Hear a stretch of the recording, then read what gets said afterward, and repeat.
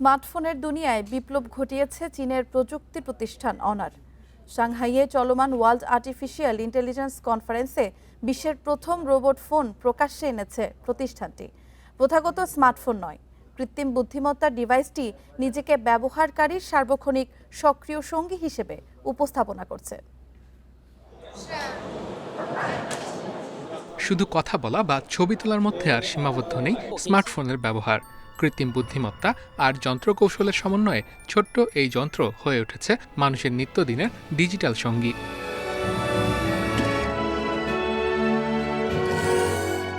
স্মার্টফোনের দুনিয়াকে আরও এক ধাপ এগিয়ে নিতে বাজারে এলো চীনের অনার ব্র্যান্ডের বুদ্ধিমান রোবট ফোন, যার প্রধান আকর্ষণ এর built in mechanical gimbal system.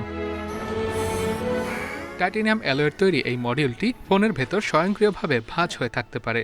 হাতের ইশারা কিংবা ভয়েস কমান্ডের মাধ্যমে সক্রিয় হতে পারে এই রোবোটিক ক্যামেরা।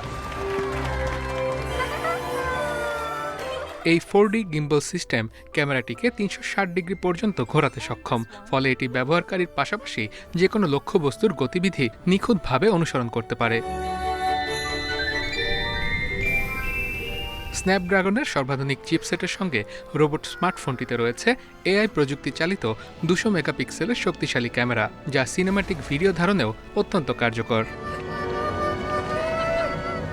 সাংহাইয়ের প্রদর্শনীতে 3000-এরও বেশি প্রযুক্তিপণ্য স্থান পেয়েছে, যার মধ্যে প্রযুক্তিপ্রেমীদের সবচেয়ে বেশি নজর কেড়েছে অনারের এই রোবট ফোন। দেওয়ান জামিলুর রহমান, ইন্ডিপেন্ডেন্ট নিউজ।